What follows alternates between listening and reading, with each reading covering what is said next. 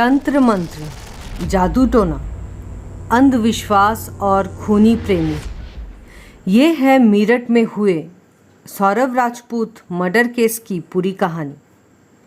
घर में तंत्र मंत्र का जाल, सर और हथेलियों को काटकर अलग करने की पूरी कहानी आपको झंझोर के रख देगी। आखिर क्या हुआ उस रात? क्यों एक पत्नी ने अपनी ही पति की इतनी बेरहमी से हत्या कर दी? क्या ये मर्डर है या फिर वध? आइए सुनते हैं आगे। ये घटना है लव ट्रायंगल की, जहां पति, पत्नी और पत्नी का प्रेमी मौजूद है।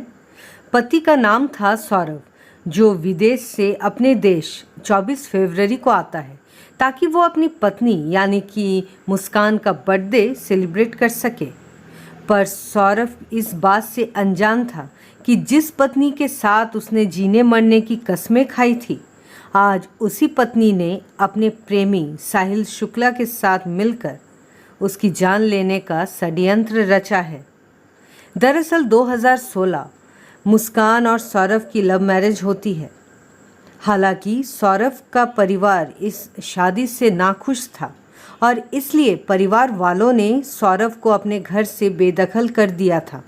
शादी के बाद कुछ दिन तक तो सब ठीक चल रहा था, पर धीरे धीरे उन दोनों के बीच झगड़े शुरू हो गए थे, क्योंकि सौरभ अब अपने घर से दूर किराए के मकान में मुस्कान के साथ रहता था और उन दोनों में अक्सर खर्चे को लेकर झगड़े होने लगे थे।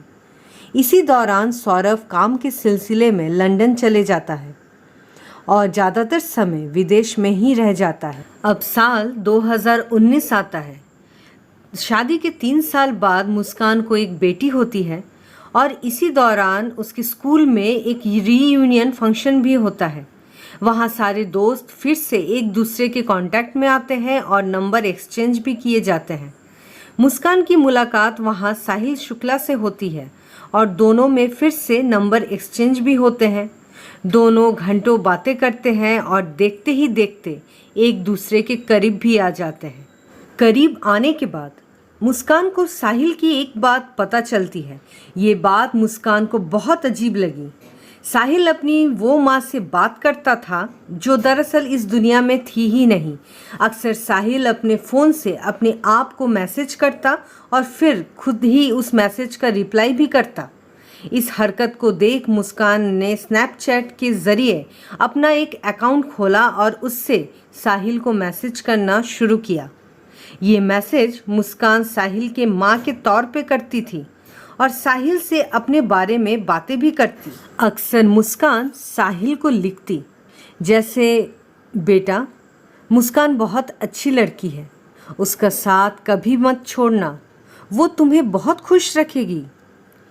साहिल तो था ही दिमागी मरीज।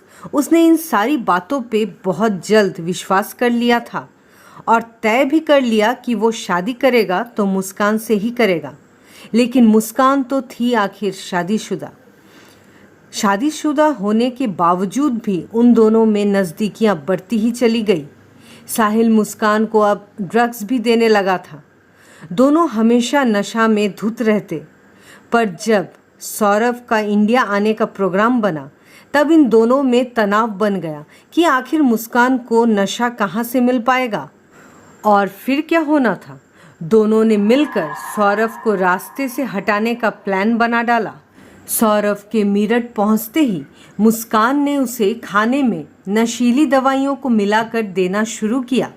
रात में जब वो खाना खाने के बाद बेहोश हो गया, तभी मुस्कान ने अपने प्रेमी साहिल को घर बुला लिया। इन दोनों ने पहले से ही सब बंदोबस्त कर रखा था। मुस्कान ने बाजार से 2 बड़े बड़े चाकू खरीदे, लगभग 800 रुपये देकर। साथ ही में साहिल ने 2 बड़े बैग खरीदे ताकि वो बॉडी को ठिकाने लगा सके, और एक बड़ा सा नीला ड्रम जिसमें इन लोगों ने बॉडी को छुपाने का प्लान बनाया था। सब कुछ लगभग प्लान के अनुसार ही चल रहा था। सौरभ के बेहोश होने के बाद मुस्कान ने साहिल के साथ मिलकर पहला खंजर अपने ही पति सौरभ के सीने पे दे मारा। फिर 2 से 3 बार साहिल ने भी उस खंजर को सौरभ के सीने के आर पार कर डाला। थोड़ी ही देर में सौरभ की तड़प के मौत हो गई।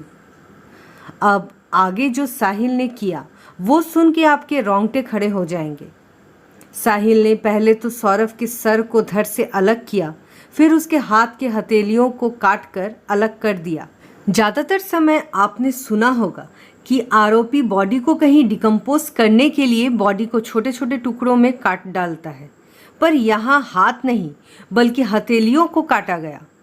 मेरठ पुलिस के मुताबिक ये घटना काला जादू और अंधविश्वास की ओर भी इशारा करता है, क्योंकि जो सबूत पुलिस को साहिल शुक्ला के घर से मिला है ये यही जाहिर करती है कि यहाँ मामला वध, तंत्र साधना और अंधविश्वास की है। उस रात कत्ल के बाद साहिल सौरभ का सर और हथेलियों को एक बैग में भरता है और दूसरे बैग में उसके धड़ को भरकर मुस्कान के बेड के नीचे छुपा देता है। इतना ही नहीं, साहिल उस कटे हुए सर वाले बैग को लेकर अपने कमरे में जाता है और वहां तंत्र साधना भी करता है। सूत्रों के मुताबिक उसके कमरे में एक शैतानी तस्वीर लगी हुई थी दीवार पे और पेंटागन शेप में 6 को रिपीट किया गया था। ये काफ़ी हैरत करने वाली बात है, क्योंकि इस तरीके का चिन्ह किसी शैतान के उपासक की ही होती है। साहिल ने कन्फेस किया कि उसने सौरभ का कटा सर और हथेलियों को शैतान के सामने परोसा। यहाँ मुस्कान अकेले घर पे सौरभ के धड़ के साथ घबरा रही थी, इसलिए उसने साहिल को कॉल कर अपने साथ रुकने बुलाया। रात भर दोनों मुस्कान के घर पे ही रुके। दूसरे दिन सुबह साहिल ने मुस्कान को सीमेंट की बोरी लाने मार्केट भेजा। ये था इनका फाइनल प्लान। सीमेंट लाते ही साहिल ने उस नीले से ड्रम के अंदर सीमेंट का घोल डाल दिया और सौरभ के बॉडी के टुकड़े को भी उसी ड्रम में भर दिया। साहिल ने सीलिंग इतनी बखूबी की थी कि कोई भी देखकर ये पता नहीं लगा सकता कि इसमें किसी की लाश दफन है। इन दोनों के कारनामे यहीं तक खत्म नहीं हुए। मुस्कान सौरभ का पैसा लेकर साहिल के साथ बाहर घूमने निकल जाती है। सफ़र के दौरान, ताकि किसी को शक ना हो, अपने पति सौरभ का फ़ोन अपने पास ही रखती है और सौरभ के नाम से सौरभ के फैमिली मेंबर्स को मैसेज करती है। सबको यही लगता है कि सौरभ बात कर रहा है। अब समय होली का आ गया था।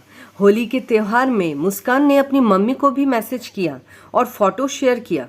सूत्रों के मुताबिक मुस्कान ने अपनी 6 साल की बेटी को अपने माँ के पास ही छोड़ा था, क्योंकि सौरभ के फैमिली से मुस्कान और सौरभ के कुछ खास रिश्ते नहीं थे। होली बीत जाती है। अब मुस्कान के पैसे भी ख़त्म हो रहे थे। तब उसने अपनी माँ को कॉल लगाया और पूछा कि वो सौरभ के अकाउंट से पैसे कैसे निकालेगी। उसकी माँ सोचने लगी कि सौरभ आखिर मुस्कान के साथ ही तो है, तो फिर उसे अलग से पैसों की क्या ज़रूरत पड़ गई। माँ के पूछने पर मुस्कान ने सच उगल दिया कि सौरभ अब इस दुनिया में नहीं है, वो मर चुका है। अब आती है 18 मार्च की तारीख, जब मुस्कान लौटती है अपने मम्मी पापा के पास और बोलती है कि सौरभ को उसी के खुद के घर वालों ने मार दिया है। ये स्टेटमेंट काफ़ी शॉकिंग था, क्योंकि किसी के भी पेरेंट्स अपने ही बच्चे को नहीं मार सकते। जब मुस्कान के पापा ने थोड़ी सख्ती दिखाई, तब मुस्कान ने अपना राज उगल दिया। उसने कहा, मैंने और मेरे दोस्त ने ही मिलकर सौरभ को मार डाला है और उसके शव को ड्रम में भरकर सीमेंट से सील कर दिया है। इस स्टेटमेंट के बाद मुस्कान के पापा ने खुद पुलिस से संपर्क किया और मुस्कान और सौरभ के किराए वाले घर से उस नीले ड्रम को पुलिस के द्वारा बरामद किया गया। बाद में सरकारी मुर्दा घर में इस ड्रम को काटा गया और सौरभ को 3 हिस्सों में ड्रम से बाहर निकाला गया।